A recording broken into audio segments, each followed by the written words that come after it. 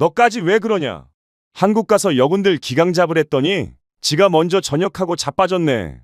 여성 미군들이 요즘 한국만 가면 전역하는 비율이 높아져서 미군 본부에서는 주한미군 여군 비율을 더 낮추는 방법까지 모색하고 있다는데요. 그중에 오늘 이야기 주인공은 한국 남자 때문에 영창까지 다녀왔다는데요. 대체 무슨 일인지 한번 들어보시죠. 구독과 좋아요는 감동블라썸 영상 제작에 큰 힘이 됩니다. 제 이름은 앨리슨 워커입니다. 미국 육군 소속 중사로 지금까지 10년간 군 생활을 해왔어요. 동료들 사이에서는 철벽 앨리슨이라는 별명으로 불렸습니다. 그만큼 강인한 정신력과 흔들리지 않는 신념으로 유명했거든요. 전투병과에서 남자들과 어깨를 나란히 하며 훈련받고 어떤 상황에서도 감정에 휘둘리지 않는 프로페셔널한 군인이 제 정체성이었어요. 그런데 작년 가을 뭔가 이상한 일들이 연달아 일어나기 시작했습니다. 함께 훈련받던 여군 동료들이 주한미군으로 파병된 후 몇 개월도 안 되어 예고 없이 전역을 선언하고 돌아오는 일이 잦아진 거예요. 처음엔 단순히 개인적인 사정이라고 생각했습니다. 하지만 그 숫자가 점점 늘어나면서 부대 내에서도 수군거림이 시작되었어요. 가장 충격적이었던 건 제 룸메이트였던 사라 존슨의 경우였습니다. 사라는 저보다도 더 철저하고 원칙적인 군인이었어요. 그런 사라가 한국 파견 3개월 만에 갑자기 임신 소식과 함께 전역 신청을 했다는 연락이 왔을 때 저는 귀를 의심했습니다. 사라는 연애보다 훈련에만 집중하던 사람이었거든요. 전화로 들은 사라의 목소리는 평소와 달리 부드럽고 행복해 보였어요.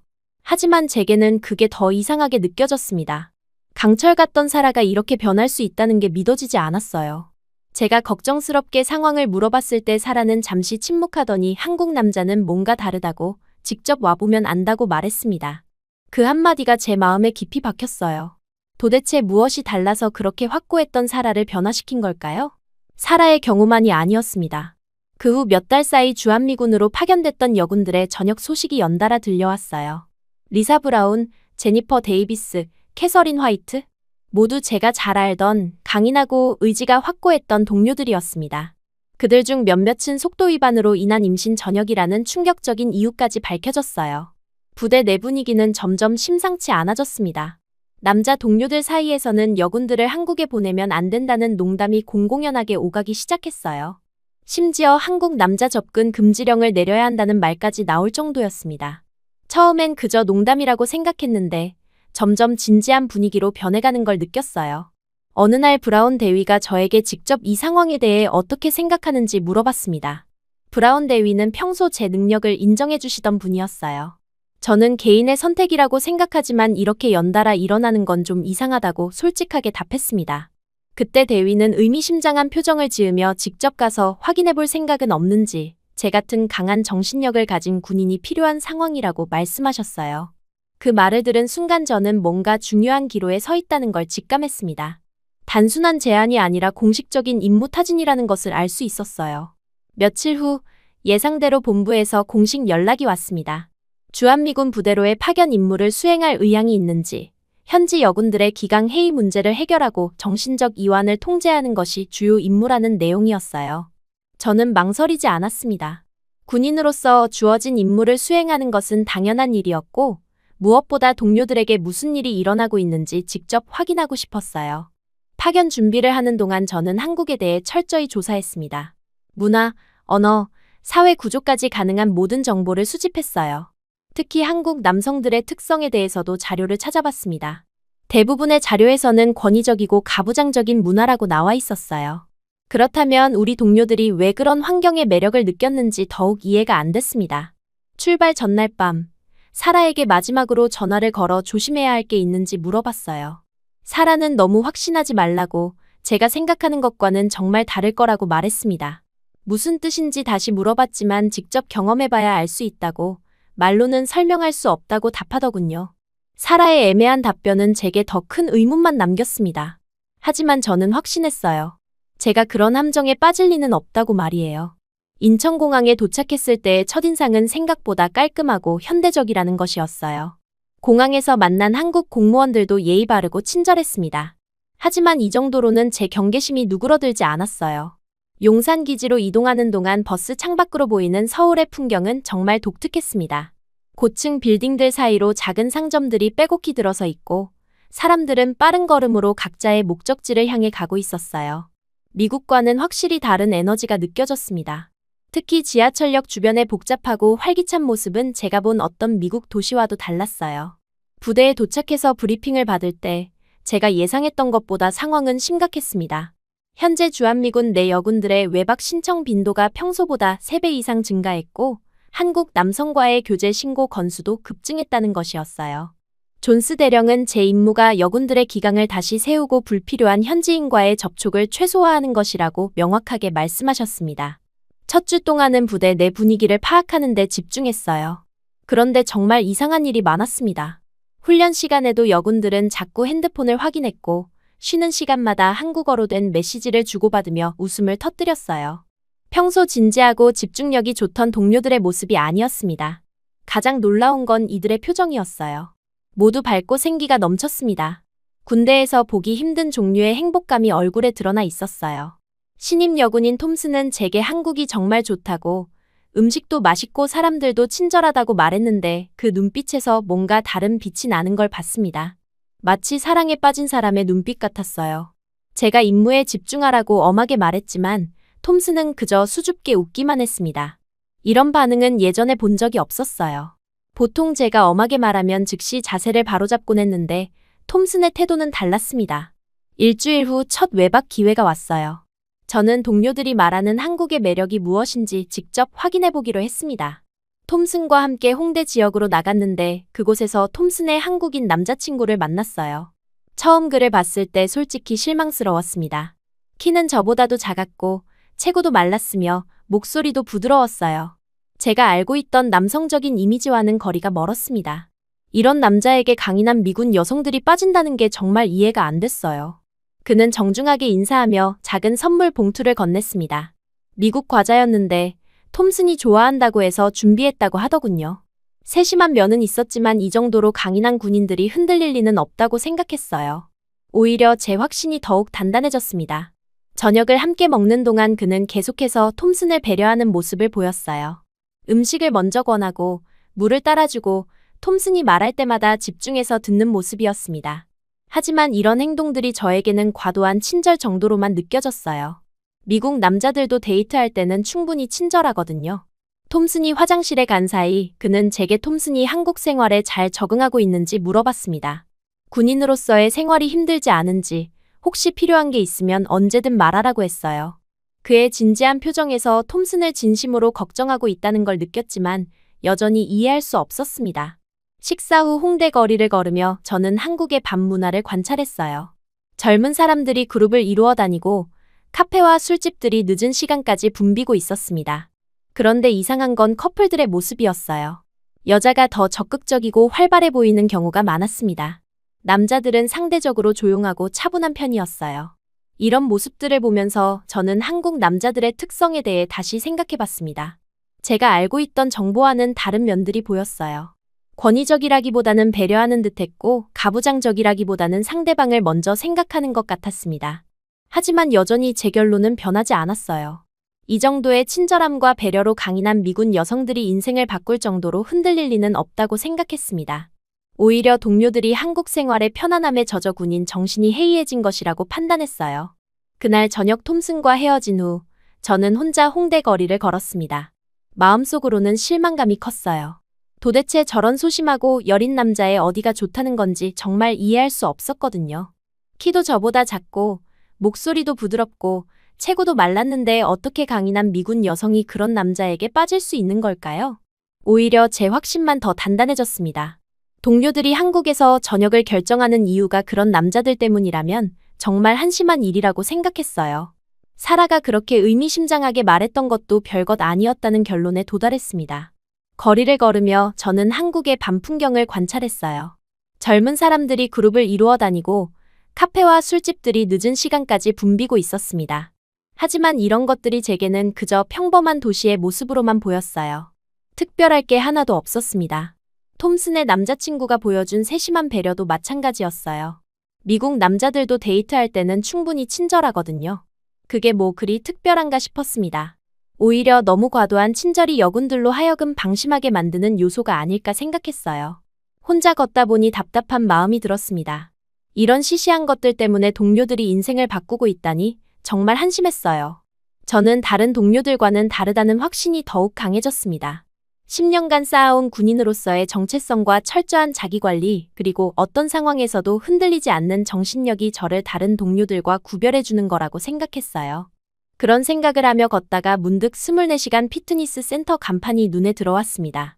한국어와 영어로 적혀 있어서 외국인도 이용 가능하다는 걸 알 수 있었어요. 갑자기 운동을 하고 싶어졌습니다. 이런 답답하고 실망스러운 마음을 운동으로 풀어버리고 싶었어요. 평소 스트레스를 받을 때마다 헬스장에서 운동하는 게 제 습관이었거든요.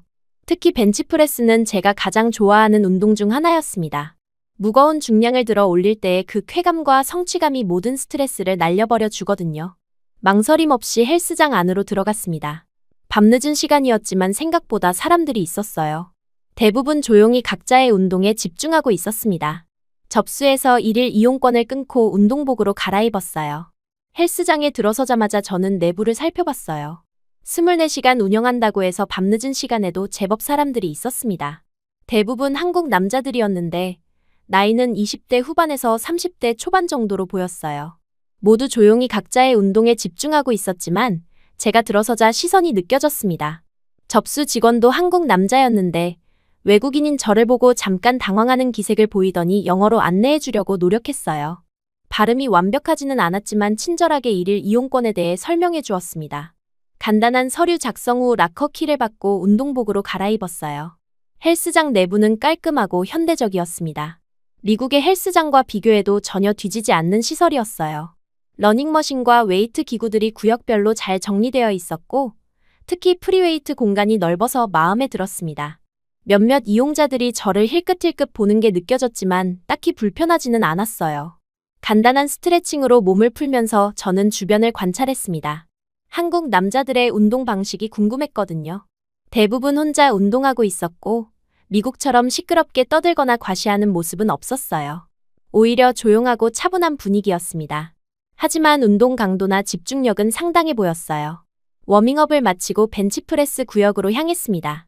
평소 제가 하는 중량은 60kg 정도였는데 오늘은 기분이 달랐어요. 톰슨의 남자친구를 보고 실망했던 마음도 있었고 주변의 시선들도 의식되었습니다. 미군 여성의 실력을 보여주고 싶다는 묘한 경쟁심이 생겼어요. 벤치프레스 바를 확인해보니 75kg으로 세팅되어 있었습니다. 이전 사용자가 놓고 간 것 같았는데 평소보다 15kg이나 무거운 중량이었어요. 잠깐 망설였지만 할 수 있을 것 같았습니다. 군대에서 꾸준히 체력 훈련을 해왔고 최근 몸 상태도 좋았거든요. 벤치에 누워 바벨을 잡으면서 주변을 다시 한번 둘러봤어요. 몇몇 사람들이 제 쪽을 보고 있는 게 느껴졌습니다. 외국인 여성이 이런 중량에 도전하는 게 신기한 모양이었어요. 이런 시선이 오히려 저를 더 자극했습니다. 첫 번째 세트를 시작했습니다. 예상보다 무겁긴 했지만 충분히 컨트롤할 수 있었어요. 8회 반복을 무난하게 해냈습니다. 휴식을 취하면서 주변을 보니 몇몇 사람들이 감탄하는 표정을 짓고 있었어요. 이런 반응이 제 자존심을 자극했습니다. 두 번째 세트도 비슷했어요. 조금 더 힘들었지만 여전히 관리 가능한 수준이었습니다. 오히려 자신감이 생겼어요. 역시 미군의 체력 훈련은 다르다는 생각이 들었습니다. 한국 남자들도 저를 인정하는 눈빛으로 바라보는 것 같았어요. 문제는 세 번째 세트에서 생겼습니다. 이미 두 세트를 완주한 상태에서 피로가 상당히 누적되어 있었어요. 하지만 완벽하게 마무리하고 싶었습니다.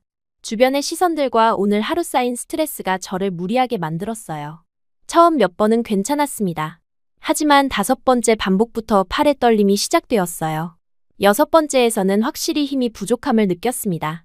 평소라면 여기서 그만뒀을 텐데 왠지 포기하기가 싫었어요. 일곱 번째 반복을 시도하는 순간이었습니다. 바벨을 가슴에서 밀어올리려고 하는데 팔에서 완전히 힘이 빠졌어요. 75kg의 바벨이 제 가슴 위로 떨어지면서 순간 세상이 정지된 것 같았습니다. 숨이 완전히 막혔어요. 바벨의 무게 때문에 가슴이 눌려서 호흡이 거의 불가능했습니다. 팔을 움직여서 바벨을 밀어내려고 해도 이미 힘이 다 빠진 상태라 전혀 움직일 수 없었어요. 목소리를 내려고 해도 숨이 막혀서 소리가 나오지 않았습니다. 정말 무서웠어요. 이런 상황은 처음 겪어보는 일이었거든요. 머리가 하얘지면서 패닉 상태가 되었습니다. 이대로 계속 있으면 정말 위험할 수도 있겠다는 생각이 들었어요. 하지만 제 힘으로는 아무것도 할 수 없는 상황이었습니다. 그 순간 갑자기 누군가 제 옆으로 달려오는 발걸음 소리가 들렸어요. 한국말로 뭔가 다급하게 외치는 소리도 들렸는데 내용은 알아들을 수 없었지만 그 목소리에서 긴급함과 걱정이 느껴졌습니다. 바로 그 사람이 바벨을 들어 올려준 순간 저는 가슴이 뻥 뚫리는 느낌을 받았어요. 드디어 숨을 제대로 쉴 수 있었습니다. 하지만 일어나 앉으려고 하니 심한 어지러움이 밀려왔어요. 가슴 부위도 심하게 아팠고 전신에 힘이 없었습니다. 저를 도와준 사람을 보니 30대 초반 정도로 보이는 한국 남자였어요. 키는 생각보다 컸고 체격도 꽤 탄탄해 보였습니다. 하지만 가장 인상적이었던 건 그의 표정이었어요. 진심으로 걱정하고 있는 얼굴이었습니다. 그는 영어로 제게 괜찮은지 물어봤어요. 저는 괜찮다고 답했지만 실제로는 가슴이 너무 아팠고 숨쉬기도 여전히 힘들었어요. 제 상태를 본 그는 주저하지 않고 휴대폰을 꺼내 전화를 걸었습니다. 한국어로 빠르게 상황을 설명하는 모습이었는데 위치부터 시작해서 환자의 상태, 사고 경위까지 정말 차근차근 전달하고 있었어요. 저는 그럴 필요 없다고 조금 쉬면 괜찮을 거라고 말했지만 그는 단호하게 고개를 저었습니다. 안전이 제일 중요하다고 혹시 모르니까 병원에서 정확한 검사를 받는 게 좋겠다고 말했어요. 그의 말투는 확고했지만 따뜻했습니다. 마치 가족을 걱정하는 것 같은 느낌이었어요. 미국에서라면 이런 상황에서 대부분 본인이 괜찮다고 하면 그냥 보내주는데 이 사람은 달랐습니다. 구급차가 올 때까지 그는 계속 제 옆에 있어줬어요.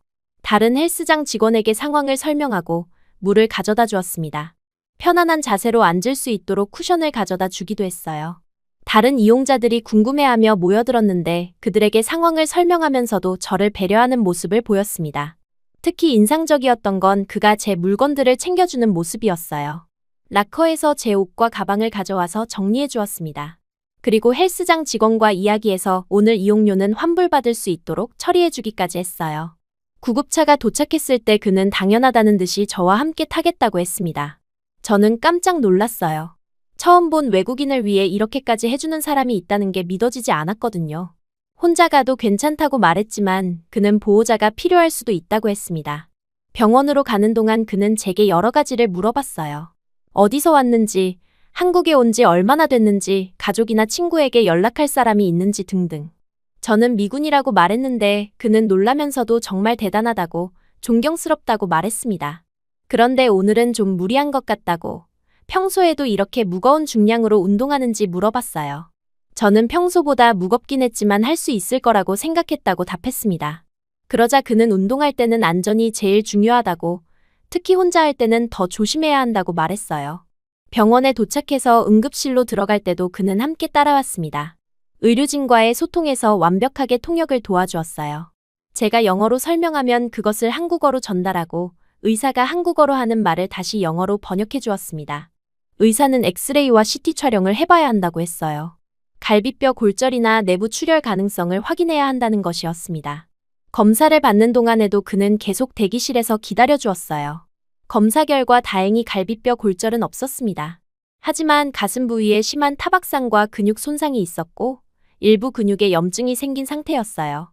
의사는 최소 3일은 입원해서 경과를 지켜봐야 한다고 했습니다. 혹시 지연성 내부 출혈이나 다른 합병증이 있을 수 있다고 설명했어요. 그때 그 남자가 자신을 제대로 소개했습니다.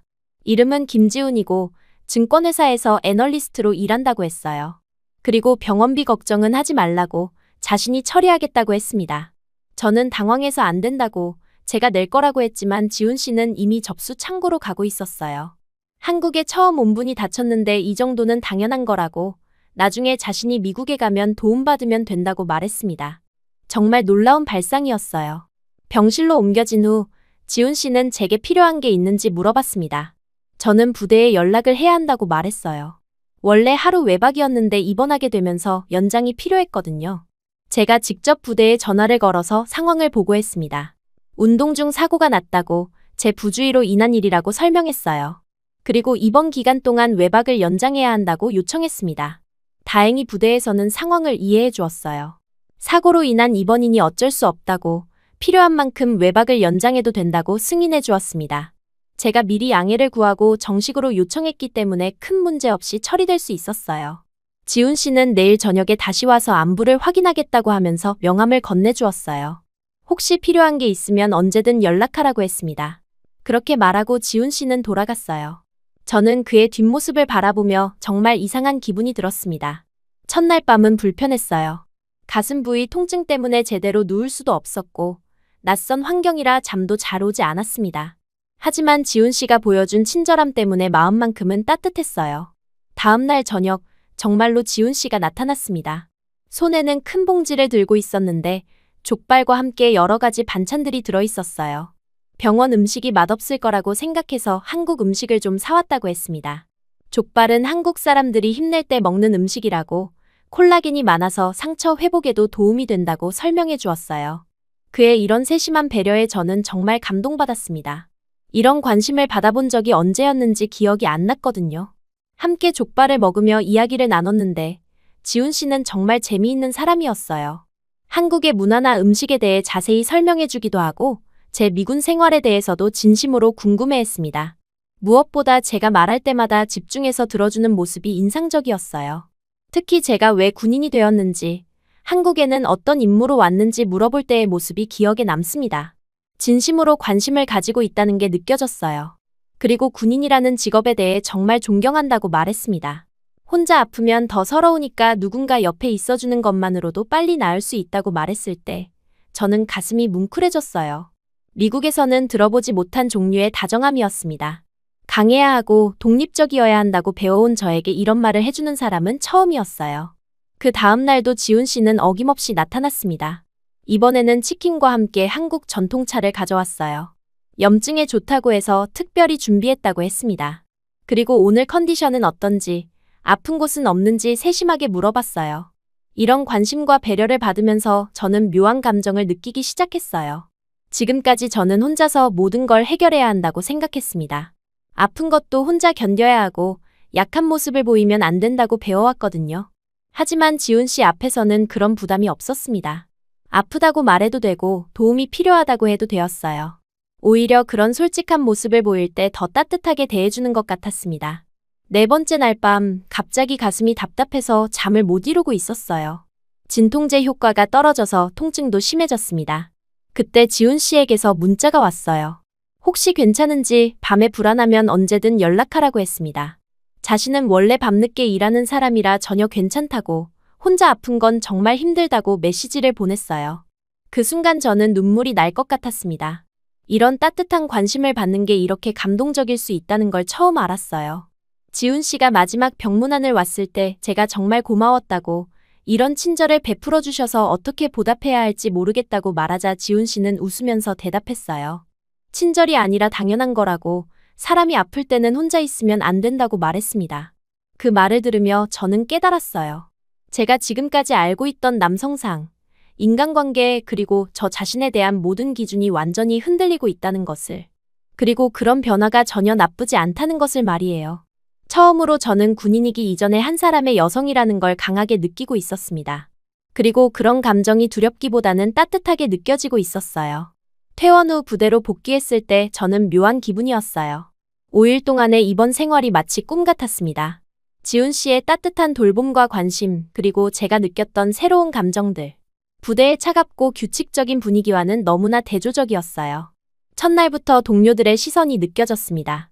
제가 한국 남자의 도움을 받아 병원에 입원했다는 소식이 이미 퍼져 있었어요. 처음에는 단순히 걱정하는 눈빛이었는데 점차 다른 종류의 시선으로 바뀌는 걸 느꼈습니다. 톰슨이 조심스럽게 물어봤어요. 병원에서 도와준 한국 남자가 어떤 사람인지, 계속 연락하고 있는지 궁금하다고 했습니다. 저는 그냥 친절한 사람이라고, 한국 사람들이 원래 그렇다고 대답했어요. 하지만 속으로는 지훈 씨 생각이 계속 났습니다. 퇴원하면서 지훈 씨가 준 명함을 보며 연락해야 할지 고민했어요.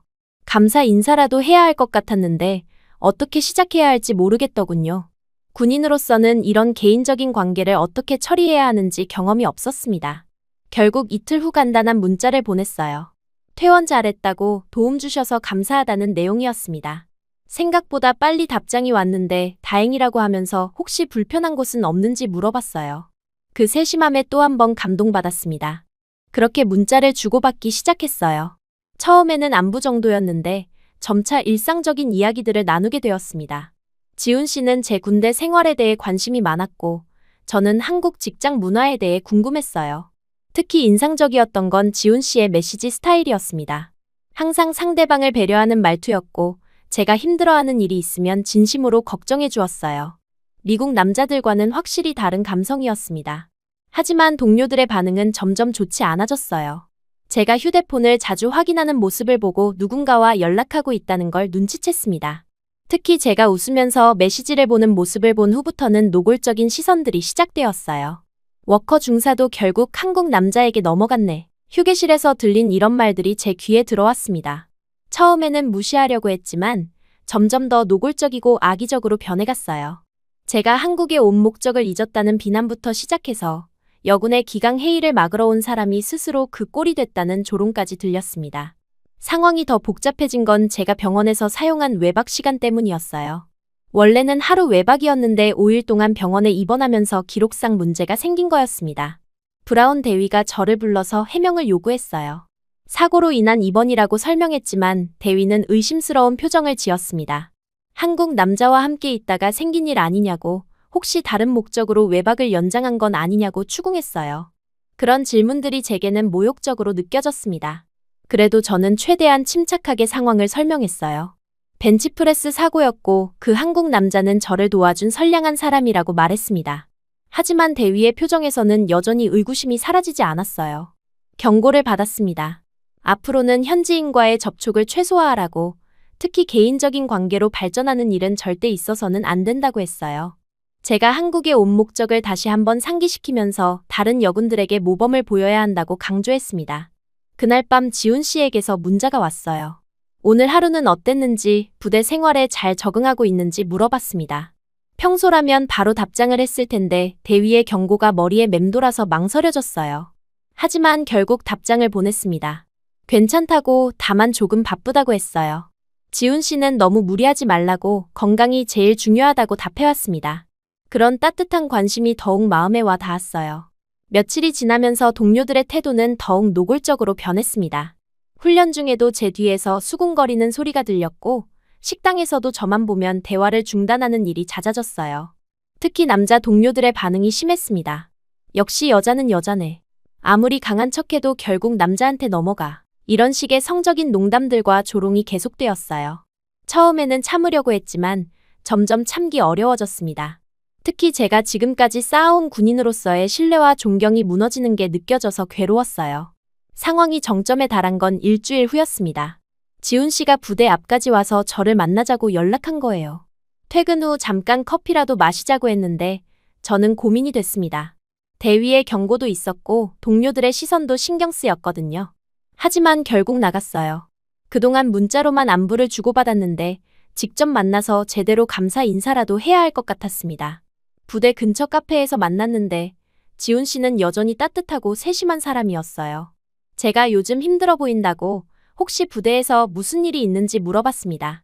저는 괜찮다고 했지만 지훈 씨는 제 표정에서 뭔가를 눈치챈 것 같았어요. 한국 생활이 힘들면 언제든 도움을 요청하라고, 외국에서 혼자 있는 건 정말 어려운 일이라고 말했습니다.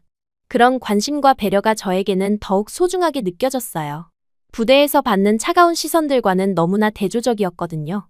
시간 가는 줄 모르고 이야기를 나누다가 늦은 시간에 부대로 돌아왔습니다. 문제는 그 다음 날부터 시작되었어요. 누군가 제가 한국 남자와 만나는 걸 봤다고 소문이 퍼진 겁니다. 그것도 단순히 만났다는 게 아니라 친밀한 분위기였다고 과장되어서 전해졌어요. 동료들의 반응은 폭발적이었습니다. 이제는 대놓고 저를 비난하기 시작했어요. 한국의 기강을 잡으러 온 사람이 스스로 문란한 행동을 한다고, 여군들의 체면을 깎아내린다고 말했습니다. 더 심각한 건 벤치프레스 사고에 대한 루머였어요. 누군가 제가 그 남자와 로맨틱한 만남을 갖다가 사고가 난 거라는 말을 퍼뜨린 겁니다. 다른 무리한 운동을 했다는 식으로 왜곡되었어요. 이런 허위 소문이 퍼지면서 저희 신뢰성은 완전히 바닥으로 떨어졌습니다. 심지어 제가 한국에 온 진짜 목적도 의심받기 시작했어요. 처음부터 한국 남자와 만날 계획이었던 게 아니냐는 말까지 나왔습니다. 브라운 대위가 다시 저를 불렀어요. 이번에는 정말 심각한 분위기였습니다. 제가 임무를 저버리고 개인적인 욕망에 빠져 있다고, 이런 식으로는 더 이상 한국에 있을 자격이 없다고 말했어요. 저는 억울했습니다. 단순히 도움을 받은 사람에게 감사 인사를 한 것뿐인데 이렇게까지 비난받을 이유가 없다고 생각했어요. 하지만 대위는 제 해명을 믿지 않았습니다. 당분간 외박 금지와 함께 더 엄격한 감시를 받게 됐어요. 휴대폰 사용도 제한되었고 개인적인 외부 연락도 차단되었습니다. 마치 죄인 취급을 받는 기분이었어요. 그런 상황에서도 동료들의 조롱은 계속되었습니다. 특히 남자 동료 중 하나인 밀러 상사가 가장 심했어요. 제가 지나갈 때마다 노골적으로 성적인 농담을 했고 다른 동료들도 함께 웃어댔습니다. 워커, 한국 맛은 어때? 이런 말들을 들을 때마다 저는 분노가 치밀어 올랐어요. 하지만 참았습니다. 군인으로서 감정을 조절해야 한다고 생각했거든요. 결정적인 사건은 그로부터 며칠 후에 일어났습니다. 지훈 씨가 부대로 저를 찾아온 거예요. 제가 갑자기 연락이 안 된다고 걱정되어서 면회가 되는 줄 알고 직접 온 거였습니다. 물론 면회는 할 수 없었지만 그가 왔다는 소식만으로도 부대 내에서는 큰 파장이 일었어요. 밀러 상사가 저에게 다가와서 말했습니다. 이제는 한국 남자가 직접 찾아올 정도로 깊은 관계가 됐다고, 완전히 한국에 정착할 생각인 것 같다고 조롱했어요. 그리고 다른 동료들 앞에서 더욱 노골적인 성적 농담을 했습니다. 그 순간 저는 참을 수 없었어요. 지금까지 쌓인 분노와 억울함이 폭발했습니다. 밀러 상사에게 달려가서 주먹을 날렸어요. 그는 예상하지 못한 제 공격에 당황했지만 곧 반격했습니다. 순식간에 난투극이 벌어졌어요. 다른 동료들이 말리려고 했지만 저는 이미 이성을 잃은 상태였습니다. 그동안 참아왔던 모든 것들이 터져나온 거였어요. 결국 헌병들이 와서 우리를 분리시켰습니다. 제가 먼저 폭력을 사용했다는 이유로 즉시 구금되었어요. 군사 재판을 기다리며 영창에 수감되었습니다. 영창은 정말 끔찍한 곳이었어요. 좁은 독방에 혼자 갇혀서 외부와의 연락이 완전히 차단되었습니다. 휴대폰도 컴퓨터도 없었고 오직 생각만 할 수 있었어요. 처음 며칠은 분노로 가득했습니다. 억울하다는 생각만 들었어요. 제가 뭘 잘못했다고 이런 대우를 받아야 하는지 이해할 수 없었습니다. 하지만 시간이 지나면서 점차 다른 감정들이 밀려왔어요. 외로움이 가장 컸습니다. 이렇게 혼자 있어 본 적이 언제였는지 기억이 안 났어요. 군대에서는 항상 동료들과 함께였는데 이제는 정말 혼자였습니다. 그때서야 지훈 씨가 말했던 것이 이해됐어요. 혼자 있으면 정말 서럽다는 말이요. 무너진 자존심도 큰 문제였어요. 10년간 쌓아온 군인으로서의 명예와 신뢰가 하루아침에 무너진 기분이었습니다. 동료들 앞에서 감정을 조절하지 못하고 폭력을 사용한 것도 후회됐어요. 하지만 가장 괴로웠던 건 지훈 씨에 대한 생각이었습니다. 그가 저를 걱정해서 부대까지 왔는데 제가 이런 상황에 처했다는 것을 알게 된다면 어떻게 생각할까요? 아마 실망할 거라는 생각에 마음이 아팠어요. 영창에서의 생활은 단조로웠습니다. 아침에 일어나서 간단한 운동을 하고 식사를 하고 책을 읽거나 생각에 잠기는 게 전부였어요. 외부 소식은 전혀 들을 수 없었고 면회도 제한되어 있었습니다. 그런 가운데 저는 제 자신에 대해 깊이 생각해보게 됐어요. 정말 제가 잘못한 걸까요? 지훈 씨와의 만남이 그렇게 문제가 되는 일일까요? 아니면 동료들의 편견과 고정관념이 문제인 걸까요? 점점 답이 보이기 시작했습니다. 저는 단순히 도움을 받은 사람에게 감사를 표현한 것뿐이었어요. 그리고 그 과정에서 새로운 종류의 따뜻함을 경험했습니다. 그런데 그것이 왜 비난받을 일이 되어야 하는지 이해할 수 없었어요. 영창 생활 마지막 날, 헌병이 제게 휴대폰을 돌려주면서 그동안 온 메시지들을 확인할 수 있게 해줬어요. 대부분은 공문이나 업무 관련 내용이었지만 지훈 씨가 보낸 메시지가 눈에 들어왔습니다. 처음에는 제가 왜 연락이 안 되는지 걱정하는 내용이었어요. 혹시 아픈 건 아닌지, 무슨 문제가 있는 건 아닌지 물어봤습니다. 그 다음에는 부대에 갔다가 면회를 못했다는 내용이 있었어요. 마지막 메시지가 가장 가슴에 와 닿았습니다. 제가 어떤 상황에 있는지 대략 짐작이 간다고, 자신 때문에 힘든 일을 겪고 있는 것 같아 미안하다고 했어요. 그리고 마지막에 이렇게 적혀 있었습니다. 너무 보고 싶다고, 언제든 연락하면 달려가겠다고 했습니다. 그 메시지를 읽는 순간 저는 눈물이 터져 나왔어요. 이런 따뜻한 마음을 가진 사람 때문에 제가 이런 고생을 하고 있다는 게 억울하기도 했지만 동시에 이런 사람을 만날 수 있었다는 게 감사하기도 했습니다. 그때 저는 깨달았어요. 제가 지훈 씨에게 느끼는 감정이 단순한 감사나 우정이 아니라는 것을. 이건 사랑이었습니다. 그리고 이 사랑이 저를 약하게 만든 게 아니라 오히려 더 강하게 만들어주고 있다는 것을요. 저는 군인이기 전에 한 사람의 여성이었습니다.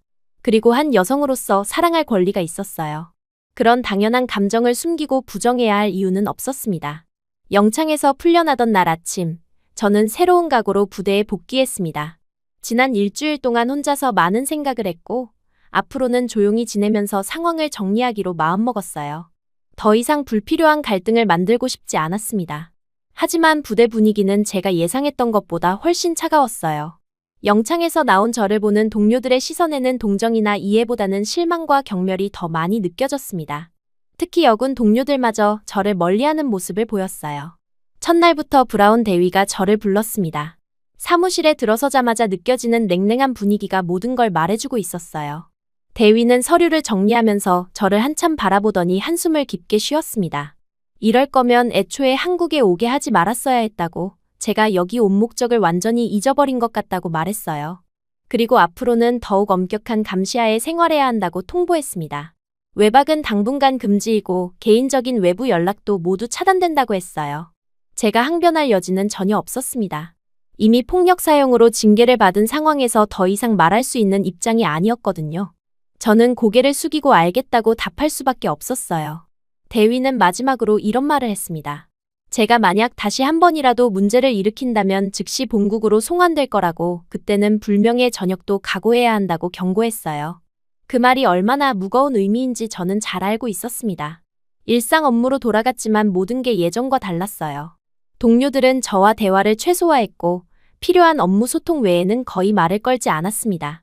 식당에서도 제가 앉으면 다른 자리로 옮기는 사람들이 있었어요. 특히 힘들었던 건 여군 동료들의 반응이었습니다. 톰슨조차도 저를 멀리하기 시작했어요. 아마도 저와 가까이 지내면 자신들도 비슷한 의심을 받을까봐 걱정했던 것 같습니다. 제가 여군들에게 나쁜 영향을 끼친다는 인식이 퍼져 있었거든요. 훈련 시간에도 분위기는 어색했습니다. 이전에는 제가 선임으로서 후배들을 지도하는 역할을 했는데 이제는 아무도 제 말을 진지하게 받아들이지 않는 것 같았어요. 제 권위와 신뢰성이 완전히 땅에 떨어진 상황이었습니다. 그래도 가장 괴로웠던 건 지훈 씨와 연락할 수 없다는 현실이었어요. 휴대폰 사용이 제한되어 있어서 개인적인 연락은 전혀 할 수 없었습니다. 영창에 있을 때 받았던 그의 마지막 메시지가 계속 머릿속을 맴돌았어요. 자신 때문에 제가 힘든 일을 겪고 있는 것 같아 미안하다던 그 말이 가슴에 깊이 박혀 있었습니다. 정말 그런 것 같았어요. 지훈 씨를 만나지 않았다면 이런 일들은 일어나지 않았을 테니까요. 하지만 동시에 그를 만나지 않았다면 이런 소중한 감정도 알지 못했을 거라는 생각도 들었습니다. 며칠이 지나면서 저는 점점 더 고립감을 느꼈어요. 아침에 일어나서 저녁에 잠들 때까지 하루 종일 누구와도 제대로 된 대화를 나누지 못하는 날들이 계속되었습니다. 군대 생활을 하면서 이렇게 외로움을 느낀 적은 처음이었어요. 업무도 예전처럼 집중이 되지 않았습니다. 서류를 보고 있어도 자꾸 딴 생각이 났고 훈련을 할 때도 마음이 다른 곳에 있는 것 같았어요. 제가 한국에 온 목적도 점점 희미해져 갔습니다. 동료들의 기강을 잡고 현지인과의 불필요한 접촉을 막는다는 명목으로 왔지만 정작 저 자신이 그 문제의 중심에 서 있게 되었어요. 이런 모순적인 상황이 저를 더욱 혼란스럽게 만들었습니다. 일주일쯤 지났을 때 저는 우연히 톰슨이 다른 동료와 나누는 대화를 들었어요. 제가 영창에서 나온 후 부대 분위기가 얼마나 험악해졌는지, 그리고 상부에서도 이 사건을 심각하게 보고 있다는 내용이었습니다. 더 충격적이었던 건 제 후임으로 새로운 중사가 파견될 예정이라는 소식이었어요. 아직 공식적으로 발표되지는 않았지만 저를 대체할 인력을 준비하고 있다는 것이었습니다. 이는 제가 더 이상 신뢰받지 못한다는 의미였어요. 그날 밤 저는 잠을 이룰 수 없었습니다. 침대에 누워서 천장을 바라보며 지난 몇 주간의 일들을 되돌아봤어요. 한국에 온 지 얼마 되지 않았는데 이렇게 많은 일들이 일어났다는 게 믿어지지 않았습니다. 무엇보다 제 자신에 대한 의문이 들었어요. 정말 제가 잘못한 걸까요? 아니면 이 모든 상황이 부당한 편견과 고정관념 때문인 걸까요? 지훈 씨와의 만남이 그렇게 문제가 되는 일일까요? 다음 날 더 충격적인 소식을 들었습니다.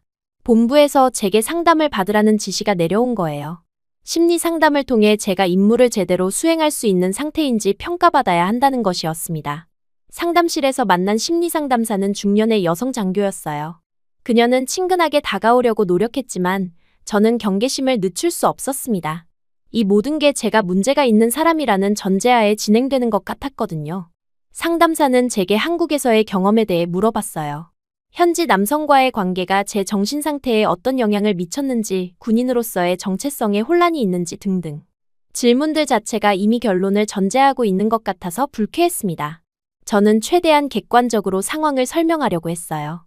단순히 도움을 받은 사람에게 감사를 표현한 것뿐이라고 그 과정에서 느낀 감정들이 자연스러운 것이라고 말했습니다.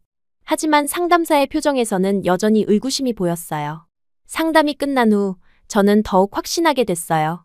이곳에서는 제가 어떤 말을 해도 이해받을 수 없다는 것을, 제가 경험한 감정들을 인정받을 수 없다는 것을 말이에요.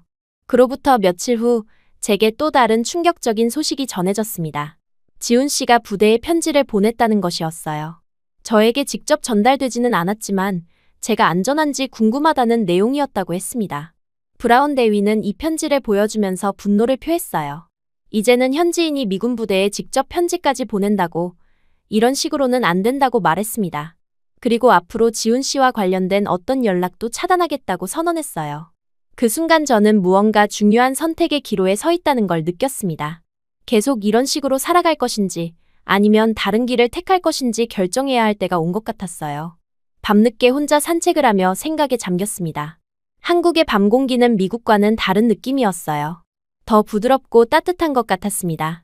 이런 환경에서 새로운 사람들을 만나고 새로운 감정을 경험한 것이 그렇게 잘못된 일일까요? 그때 문득 사라가 했던 말이 떠올랐어요. 한국 남자는 뭔가 다르다고, 직접 와보면 안다고 했던 말. 이제야 그 의미를 정확히 알 것 같았습니다. 다른 건 외모나 성격이 아니라 사람을 대하는 마음가짐이었어요. 지훈 씨가 보여준 따뜻함과 배려는 제가 지금까지 경험해보지 못한 종류의 것이었습니다.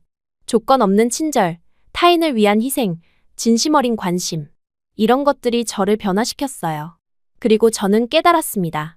제가 느끼고 있는 감정이 단순한 호감이나 감사가 아니라 사랑이라는 것을. 그리고 이 사랑이 저를 더 나은 사람으로 만들어주고 있다는 것을 말이에요. 하지만 군대에서는 이런 감정 자체를 문제로 보고 있었어요.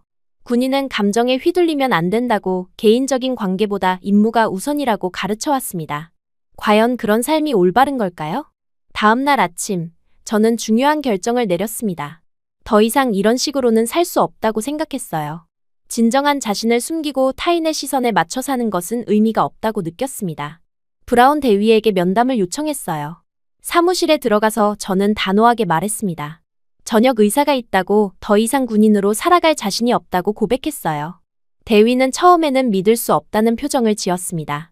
10년 경력의 중사가 갑자기 전역을 하겠다는 게 이해가 안 된다고 했어요. 혹시 일시적인 감정 때문에 성급한 결정을 하는 건 아닌지 물어봤습니다. 하지만 저는 확고했어요. 이 결정이 단지 사랑 때문만은 아니라고 설명했습니다.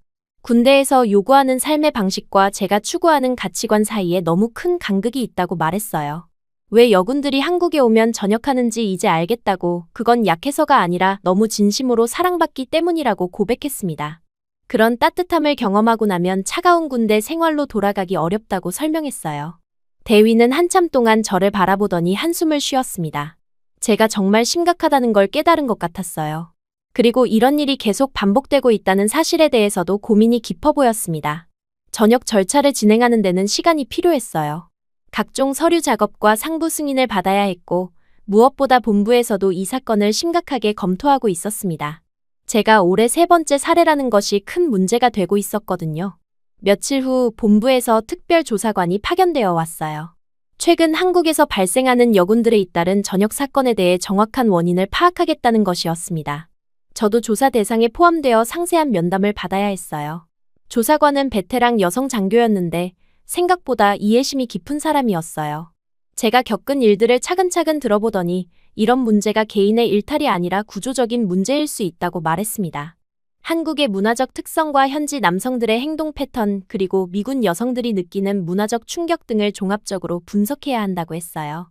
단순히 개인을 비난하기보다는 시스템 자체를 점검해야 할 때라고 생각한다고 말했습니다.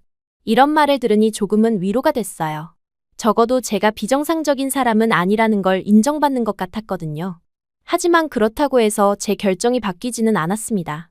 전역 승인이 나기까지는 한 달 정도 더 기다려야 했어요. 그 기간 동안 저는 제한적이나마 지훈 씨와 연락할 수 있게 되었습니다. 조사관이 필요하다면 현지인과의 면담도 진행할 수 있다고 허가해 준 거였어요. 지훈 씨에게 처음 전화를 걸었을 때의 감정은 정말 복잡했습니다. 그동안 연락이 안 되어서 얼마나 걱정했는지, 혹시 자신 때문에 큰 문제가 생긴 건 아닌지 물어봤어요. 그의 목소리에서 진심 어린 걱정이 느껴졌습니다. 저는 솔직하게 상황을 설명했어요. 부대 내에서 문제가 생겼다는 것 그리고 전역을 결정했다는 것까지 모두 말했습니다. 지훈 씨는 처음에는 놀라워했지만 제 결정을 존중한다고 말했어요. 자신 때문에 이런 일이 생긴 것 같아 미안하다고, 하지만 제가 행복할 수 있는 길을 선택했다면 지지하겠다고 했습니다. 그런 따뜻한 말이 제게는 큰 힘이 되었어요. 마침내 전역 승인이 났을 때 저는 안도감과 동시에 두려움도 느꼈습니다. 10년간 해온 군인 생활을 포기한다는 게 쉬운 결정은 아니었거든요. 하지만 후회는 없었어요. 제 전역 소식은 주한미군 본부에서도 큰 화제가 되었습니다. 올해만 3번째라는 기록이 미국 내부의 군 인사정책에도 파장을 일으켰어요.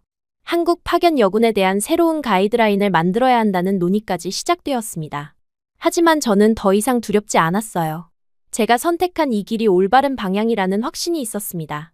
사랑이 저를 약하게 만든 게 아니라 오히려 더 용기 있게 만들어준 것 같았어요. 전역 준비를 하면서 저는 새로운 미래에 대해 계획을 세우기 시작했습니다.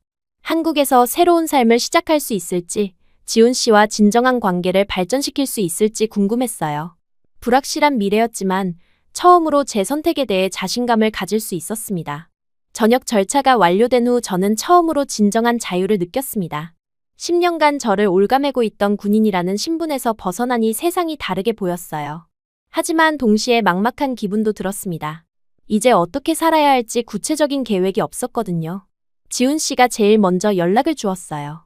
전역이 확정됐다는 소식을 듣고 축하한다고, 이제 자유롭게 만날 수 있게 되어서 기쁘다고 말했습니다. 그리고 앞으로의 계획에 대해 이야기해보자고 제안했어요. 우선 가장 급한 건 비자 문제였습니다. 군인 신분으로 한국에 왔기 때문에 전역과 함께 체류 자격도 없어졌거든요. 지훈 씨는 이미 이런 상황을 예상하고 있었던 것 같았어요. 홀리데이 비자로 전환할 수 있다고, 필요한 서류 준비를 도와주겠다고 했습니다. 행정 절차를 밟는 동안 저는 지훈 씨의 집에서 머물게 되었습니다. 처음에는 부담스러웠지만 다른 선택지가 없었어요. 부대 밖에서 혼자 살 준비가 전혀 되어 있지 않았거든요. 지훈 씨는 작은 투룸 아파트에서 혼자 살고 있었어요. 깔끔하고 정돈된 공간이었는데 곳곳에서 그의 세심한 성격을 엿볼 수 있었습니다. 특히 제가 머물 수 있도록 미리 준비해둔 것들을 보고 감동받았어요. 새 이불과 베개, 여성용 세면도구, 심지어 제 사이즈에 맞는 실내복까지 준비되어 있었습니다. 제가 언제 와도 편하게 지낼 수 있도록 배려해둔 거였어요. 이런 준비성과 사려 깊음이 지훈 씨의 매력 중 하나였습니다. 하지만 처음 며칠은 정말 어색했어요. 군대에서의 규칙적인 생활에 익숙해져 있던 저에게 자유로운 일상은 오히려 낯설었습니다. 아침에 일어나는 시간도, 식사 시간도 모든 게 제 마음대로 정할 수 있다는 게 신기하면서도 혼란스러웠어요. 언어 문제도 큰 장벽이었습니다. 지훈 씨와는 영어로 소통할 수 있었지만 일상생활에서 만나는 사람들과는 대화가 어려웠어요. 마트에 가서 물건을 사는 것부터 시작해서 모든 일이 도전이었습니다. 지훈 씨는 이런 제 어려움을 세심하게 챙겨주었어요. 한국어 회화책을 사다 주고 기본적인 표현들을 하나씩 가르쳐 주었습니다. 그리고 일상적인 업무들을 함께 다니면서 자연스럽게 한국 생활에 적응할 수 있도록 도와주었어요. 특히 기억에 남는 건 첫 번째 한국 마트 체험이었습니다. 미국의 대형 마트와는 완전히 다른 구조와 상품들 때문에 당황했는데 지훈 씨가 하나씩 설명해 주면서 함께 장을 봤어요. 한국 음식 재료들의 이름과 용도를 알려주고 어떻게 요리하는지도 가르쳐 주었습니다. 그런 과정을 통해 저는 점차 한국 생활에 익숙해져 갔어요. 처음에는 두려웠던 것들이 하나씩 친숙해지기 시작했습니다. 지하철 타는 법, 한국 음식 주문하는 법, 기본적인 한국어 인사말 등을 배워나갔어요. 한 달쯤 지났을 때 지훈 씨가 저를 그의 가족에게 소개하고 싶다고 말했습니다. 처음에는 부담스러웠어요. 외국인인데다가 전직 미군이라는 신분이 어떻게 받아들여질지 걱정됐거든요. 하지만 지훈 씨의 부모님은 생각보다 따뜻하게 맞아주셨습니다. 특히 어머니는 제가 한국에 혼자 있다는 걸 안쓰럽게 여기시면서 여러 가지로 챙겨주셨어요. 집에서 만든 반찬들을 싸주시고 한국어 공부하는 것도 도와주셨습니다. 아버지는 처음에는 조금 경계하시는 것 같았지만 제가 진심으로 지훈 씨를 아끼고 있다는 걸 알게 되신 후부터는 마음을 열어주셨어요.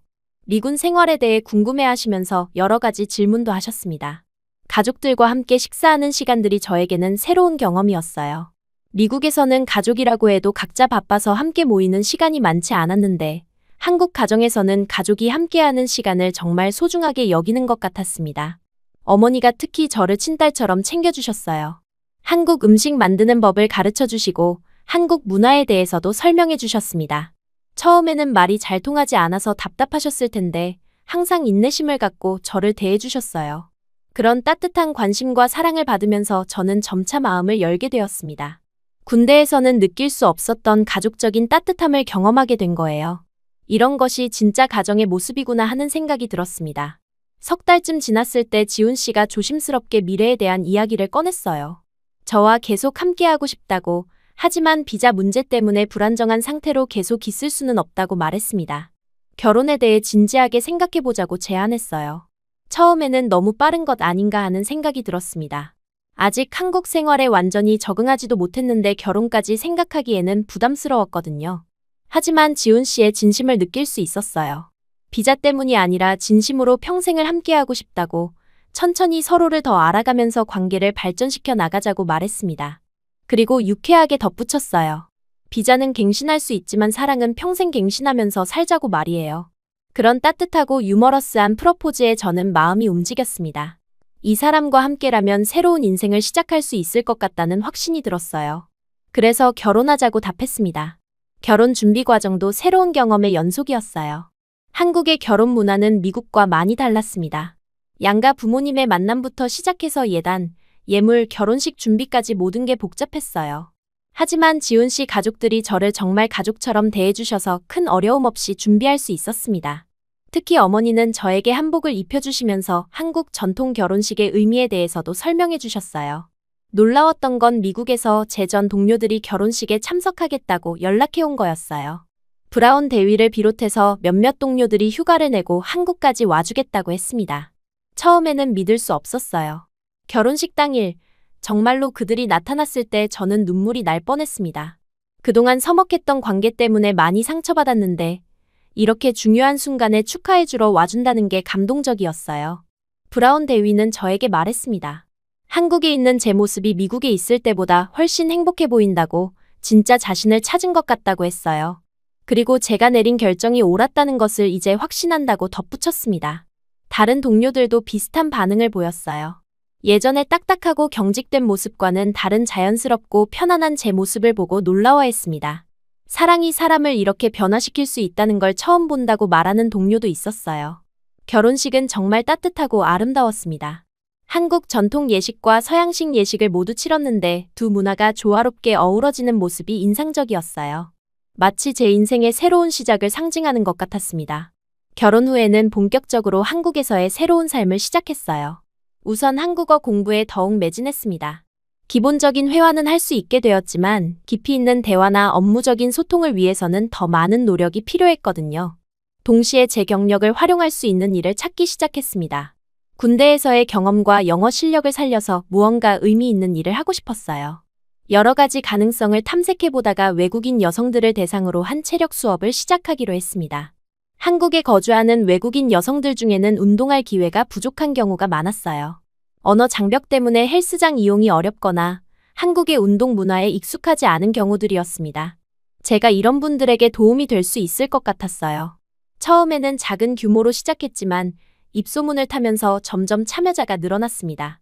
미군 출신이라는 경력과 실제 한국 생활 경험이 있다는 점이 신뢰를 주는 것 같았어요. 특히 한국 문화 적응에 어려움을 겪는 외국인 여성들에게는 좋은 멘토 역할을 할 수 있었습니다. 체력 수업과 함께 영어 강의도 시작했어요. 한국 직장인들을 대상으로 실용 영어 회화를 가르치는 일이었습니다. 군대에서 익힌 체계적이고 효율적인 교육 방법이 큰 도움이 되었어요. 특히 기업체 임직원들을 대상으로 한 영어 교육에서 좋은 반응을 얻었습니다. 실무에 바로 적용할 수 있는 실용적인 내용과 미국 문화에 대한 생생한 경험담이 인기를 끌었어요. 이런 일들을 하면서 저는 새로운 정체성을 찾아가고 있었습니다. 더 이상 전직 미군이나 외국인 아내가 아니라 제 이름으로 인정받는 전문가가 되어가고 있었어요. 사람들은 저를 앨리슨 선생님이라고 불렀고 그 호칭이 무척 자랑스러웠습니다.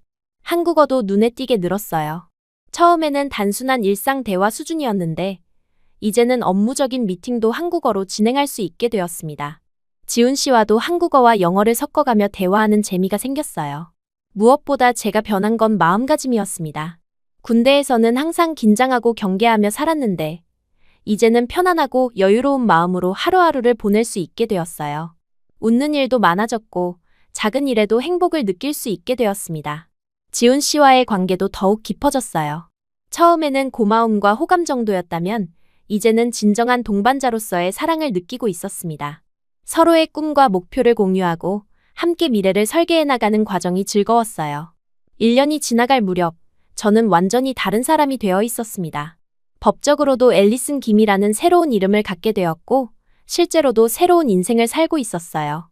과거의 딱딱하고 경직된 모습은 온데간데 없고 자연스럽고 생동감 넘치는 여성으로 변해 있었습니다. 가끔 옛 동료들과 연락할 때면 제 변화에 놀라워하곤 했어요.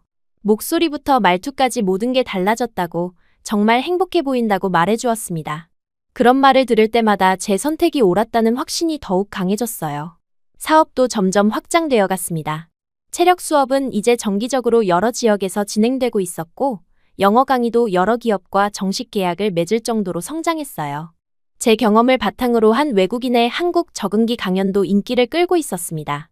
무엇보다 의미 있었던 건 제가 다른 사람들에게 도움이 되고 있다는 점이었어요. 한국 적응에 어려움을 겪는 외국인들에게는 길잡이 역할을, 영어 공부하는 한국인들에게는 좋은 선생님 역할을 하고 있었습니다.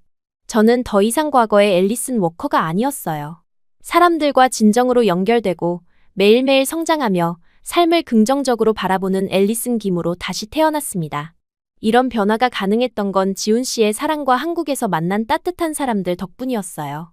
가끔 군대에 있던 시절을 떠올리면 마치 다른 사람의 인생 같다는 생각이 들었습니다. 그때는 제가 이렇게 자유롭고 행복한 삶을 살 수 있을 거라고는 상상도 못했거든요. 사랑이 정말로 사람을 변화시킬 수 있다는 걸 몸소 체험하고 있었어요. 한국에서의 새로운 삶이 2년차에 접어들 무렵, 저는 SNS를 통해 제 이야기를 조금씩 공유하기 시작했습니다. 처음에는 단순히 한국 생활의 일상을 기록하는 정도였어요. 지훈 씨와 함께한 여행, 시어머니가 해주신 음식, 한국어 공부하는 과정 등을 올렸습니다. 하지만 점차 더 깊이 있는 내용들을 다루게 되었어요. 미군에서 전역하게 된 과정, 한국에서 새로운 삶을 시작하면서 겪은 어려움과 극복 과정, 그리고 사랑이 가져다준 변화에 대해 솔직하게 적기 시작했습니다. 예상 외로 많은 반응이 왔어요. 특히 현재 주한미군에서 복무 중인 여군들로부터 메시지가 쏟아졌습니다. 자신들도 비슷한 상황을 겪고 있다는 것, 한국 남성과의 만남에서 혼란을 느끼고 있다는 내용들이었어요. 처음에는 개별적으로 답장을 해주려고 했지만 메시지가 너무 많아서 감당하기 어려웠습니다. 그래서 공개적으로 제 경험과 생각을 나누는 것이 더 많은 사람들에게 도움이 될 거라고 판단했어요. 제가 올린 글들은 빠르게 확산되기 시작했습니다. 미군 커뮤니티뿐만 아니라 한국에 거주하는 외국인들 사이에서도 큰 관심을 받았어요. 특히 한국 남자와 사랑에 빠진 미군 여성의 진짜 이야기라는 제목으로 공유되면서 화제가 되었습니다. 놀라웠던 건 앨리슨 따라하기라는 표현까지 생겨난 거였어요. 저처럼 한국에서 사랑을 찾아 새로운 삶을 시작하려는 여군들을 지칭하는 말이 된 것 같았습니다.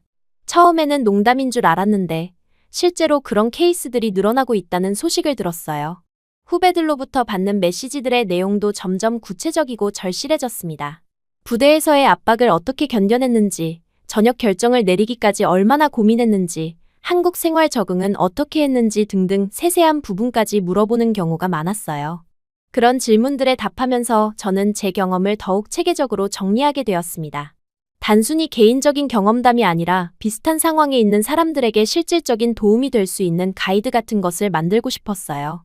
무엇보다 중요했던 건 제 이야기가 단순한 사랑의 탈선으로 받아들여지지 않았으면 했다는 점이었습니다. 이건 탈선이 아니라 인식의 확장이었어요. 제가 한국에서 경험한 것들은 저를 더 성숙하고 완전한 사람으로 만들어주었습니다. 한국 남자와의 사랑이 여성 군인을 무너뜨린 게 아니라 오히려 진짜 자신으로 다시 일으켜 세웠다는 메시지를 명확하게 전달하고 싶었어요. 사랑이 약함이 아니라 강함의 원천이 될 수 있다는 것을 보여주고 싶었습니다. 그런 생각들을 정리하다 보니 자연스럽게 책을 써보고 싶다는 마음이 들었어요. SNS로는 전달하기 어려운 깊이 있는 내용들을 담아서 더 많은 사람들과 나누고 싶었습니다. 책 집필은 생각보다 어려운 작업이었습니다. 개인적인 경험을 객관적으로 서술하면서도 독자들에게 의미 있는 메시지를 전달해야 했거든요. 지훈 씨가 많은 도움을 주었어요. 한국어 번역도 도와주고 한국 독자들이 이해하기 쉽도록 문화적 배경 설명도 추가해 주었습니다. 8개월간의 작업 끝에 두 번째 인생, 한국에서 찾은 진짜 나라는 제목의 책을 완성했습니다. 미국에서의 군 생활부터 시작해서 한국에서의 새로운 삶까지 제 인생의 변곡점들을 솔직하게 담았어요. 책이 출간되자 예상보다 훨씬 큰 반응이 있었습니다. 한국어 번역본도 동시에 출간되었는데 양쪽 모두에서 좋은 반응을 얻었어요. 특히 문화 간 이해와 편견 극복이라는 주제로 많은 관심을 받았습니다. 한국 독자들에게는 외국인이 바라본 한국 문화와 한국 남성에 대한 시각이 신선했던 것 같아요. 미국 독자들에게는 아시아에 대한 편견을 되돌아보게 하는 계기가 되었다는 평가를 받았습니다. 책의 성공과 함께 여러 매체에서 인터뷰 요청이 들어왔어요. 처음에는 부담스러웠지만 제 경험이 다른 사람들에게 도움이 될 수 있다면 의미 있는 일이라고 생각했습니다. 특히 기억에 남는 건 한국의 한방송국에서 진행한 토크쇼였어요. 한국에 거주하는 다양한 국적의 외국인들과 함께 문화 적응 경험을 나누는 프로그램이었는데 제 이야기가 많은 공감을 불러일으켰습니다. 그 프로그램을 통해 저는 단순히 미군 출신 외국인 아내가 아니라 문화적 이해를 돕는 브릿지 역할을 하는 사람으로 인식되기 시작했어요. 이런 변화가 저에게는 매우 의미 있었습니다. SNS 팔로워도 급속히 늘어났습니다. 현재 주한미군 여성들뿐만 아니라 세계 각국의 군인들, 국제결혼을 고려하는 사람들, 문화 교류에 관심 있는 사람들까지 다양한 배경의 팔로워들이 제 이야기를 지켜보고 있었어요. 그런 영향력이 커지면서 더 큰 책임감도 느끼게 되었습니다. 제가 하는 말과 행동이 많은 사람들에게 영향을 미칠 수 있다는 걸 깨달았거든요.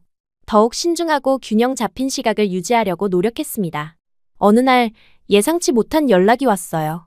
주한미군 사령부에서 공식 초청장을 보낸 것이었습니다. 문화 교류 프로그램의 일환으로 특별 강연을 해달라는 요청이었어요.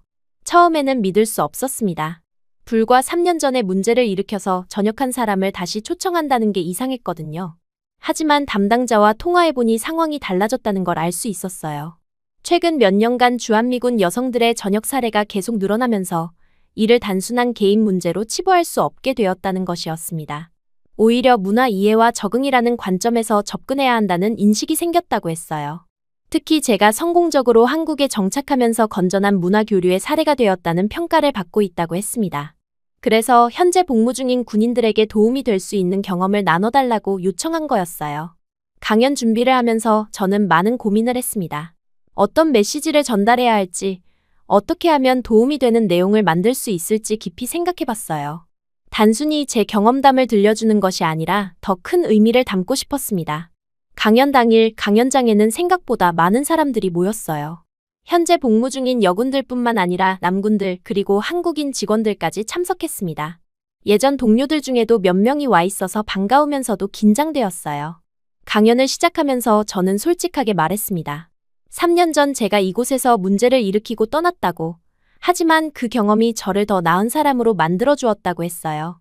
그리고 오늘은 그 과정에서 배운 것들을 나누고 싶다고 말했습니다. 제가 한국에서 경험한 문화적 충격과 적응 과정, 편견과 고정관념을 극복해 나간 과정을 차근차근 설명했어요. 그리고 가장 중요한 메시지를 전했습니다. 진짜 강함은 혼자 버티는 게 아니라 함께 성장하는 관계 속에서 피어난다는 걸 한국에서 배웠다고 말했습니다. 군인으로서의 강함도 중요하지만 인간으로서의 완성도는 타인과의 진정한 연결을 통해서만 가능하다고 했어요. 그 말을 할 때 강연장이 조용해졌습니다. 많은 사람들이 진지한 표정으로 듣고 있었고 몇몇은 눈시울을 붉히는 모습도 보였어요. 제 말이 그들에게 어떤 울림을 주고 있다는 걸 느낄 수 있었습니다. 강연 후 질의응답 시간에도 많은 질문이 나왔어요. 문화적 차이를 어떻게 극복했는지, 가족들의 반대는 없었는지, 한국 생활에서 가장 어려웠던 점은 무엇인지 등등 구체적이고 실용적인 질문들이었습니다. 특히 인상적이었던 건 한 여군이 한 질문이었어요. 군인으로서의 정체성을 포기하는 것이 두렵지 않았는지 물어봤는데 저는 이렇게 답했습니다. 정체성을 포기한 게 아니라 확장한 거라고 군인이었던 경험이 지금도 저를 더 강하게 만들어주고 있다고 말했어요. 강연이 끝난 후 많은 사람들이 개별적으로 감사 인사를 했습니다. 특히 현재 비슷한 상황에 있는 여군들이 용기를 얻었다고 말해주었어요. 그런 반응을 보면서 이 강연이 의미 있었다는 걸 느꼈습니다. 며칠 후 사령부에서 연락이 왔어요.